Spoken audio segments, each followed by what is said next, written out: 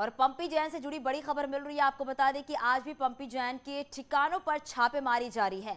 5वें दिन भी जारी है पंपी के घर और कारखाने पर छापेमारी।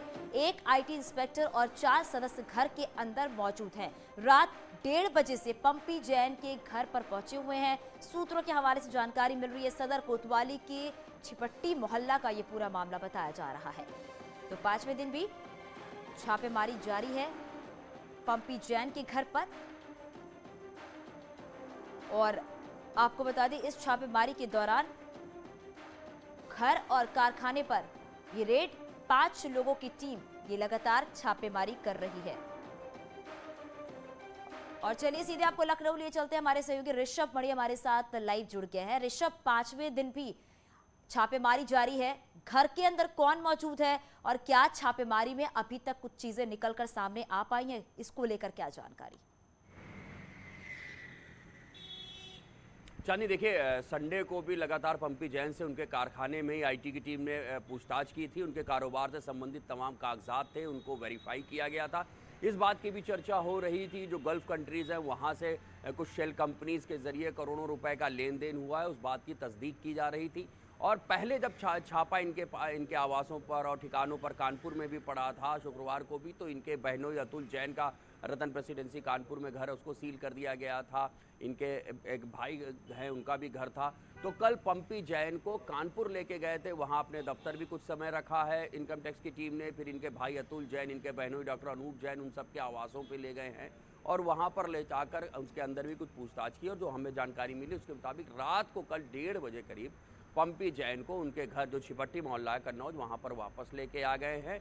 लेकिन उनके घर में अभी भी आईटी के 5 सदस्य, जिसमें एक इंस्पेक्टर रैंक का भी अफसर है, 4 अन्य रैंक के अफसर हैं और अभी भी उनसे पूछताछ चल रही है। और जो सूत्र हमें बता रहे हैं इनकम टैक्स के, ऋषभ, बिल्कुल ऋषभ, जहां ये देखने को मिल रहा है कि पंपी जैन के जो करीबी हैं उनके घर भी छापेमारी की जा रही है, पंपी जैन से पूछताछ चल रही है। क्या पूछताछ को लेकर अभी कोई बातें सामने आ पाई हैं, क्योंकि लगातार पूछताछ भी की जा रही है पंपी जैन से? देखिए, अभी तक ऑफिशियली इनकम टैक्स की ओर से कुछ भी डिस्क्लोज नहीं किया गया है, लेकिन हमारे जो सोर्सेज हैं इनकम टैक्स में वो ये बात कंफर्म कर रहे हैं कि 50 लाख रुपए नगद मिले हैं, करीब 60 लाख रुपए की चांदी मिली है, 30 लाख रुपए के सोने और सोने के जेवरात मिले हैं। कई शेल कंपनीज से जुड़े हुए कागजात मिले हैं जिनमें करोड़ों का लेन देन है। अब इनकम टैक्स के अधिकारी पंपी जैन और उनके सहयोगी, उनके जो करीबी है, रिश्तेदार है, उनसे बातचीत कर रही है, उनसे पूछताछ कर रही है इन शेल कंपनीज के बाबत जो करोड़ों का धंधा है। बताया जा रहा है दुबई में भी एक विला है बिल्कुल ऋषभ, ये कहा जा सकता है कि ऑफिशियली अभी कोई भी ऐसा स्टेटमेंट सामने नहीं आया जिसपे ये कहा जा सके क्या क्या चीजें वहां से बरामद हुई हैं पंपी जैन के घर से। बहुत शुक्रिया इस पूरी जानकारी के लिए ऋषभ। चलिए आगे बढ़ते और बात करते हैं लखीमपुर खीरी हिंसा मामले की। जांच कर स्पेशल इन्वेस्टिगेशन टीम ने सोमवार को कोर्ट में चार्जशीट दाखिल कर दी है। एसआईटी ने 5000 पन्नों की रिपोर्ट तैयार की है और इस रिपोर्ट में 14 लोगों को आरोपी बनाया गया है। वहीं केंद्रीय गृह राज्य मंत्री अजय मिश्रा टेनी के बेटे आशीष मिश्रा को हिंसा का मुख्य आरोपी बनाया गया है। इस रिपोर्ट में एसआईटी ने वीरेंद्र शुक्ला नाम के शख्स को आरोपी बनाया है, लेकिन अब तक इसकी गिरफ्तारी नहीं हुई है, जो आशीष मिश्रा का ही रिश्तेदार है। उस पर सबूत छिपाने का आरोप है। पुलिस के मुताबिक आशीष मिश्रा की थार जीप के पीछे चल रही 2 गाड़ियों में एक वीरेंद्र की स्कॉर्पियो थी, जिसको वीरेंद्र शुक्ला ने छिपाकर दूसरे की गाड़ी को मौके पर बताया था। कुल 13 अभियुक्तों के विरुद्ध 147, 48, 49, 302, 307, 326 और आर्म्स एक्ट के विरुद्ध में चार्जशीट आई हुई है।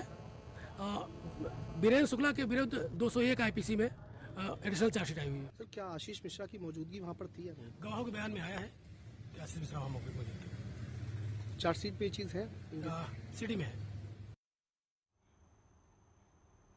एसआईटी ने आशीष मिश्रा को क्यों आरोपी बनाया, चलिए इसको सिलसिलेवार तरीके से आपको समझाते हैं।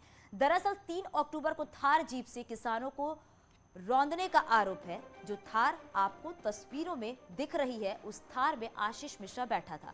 एफआईआर में भी ये बात कही गई थी। इस दौरान आशीष मिश्रा ने गोलियां भी चलाई थी। एसआईटी की जांच में भी सामने आया है कि फायरिंग आशीष मिश्रा की राइफल और रिवॉल्वर से हुई थी। इसके साथ ही इस हिंसा के पीछे सोची समझी साजिश भी थी। इस बात को एसआईटी ने अपनी जांच रिपोर्ट में भी लिखा है।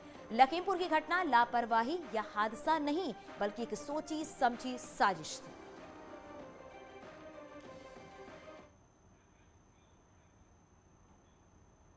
वहीं इस पर अब सियासत भी शुरू हो गई है। आपको बता दें, कांग्रेस प्रदेश अध्यक्ष अजय कुमार लल्लू ने कहा है कि इस चार्जशीट में अजय मिश्रा का नाम क्यों नहीं है, जबकि समाजवादी पार्टी ने अबू आजमी ने अजय मिश्रा को बर्खास्त करने की मांग की है। एसआईटी भी अब जांच के घेरे में है। अजय मिश्रा टेनी जी का नाम जब एफआईआर में था तो किसके दबाव में उनका नाम निकाल दिया गया? उनके एक रिश्तेदार का नाम आया,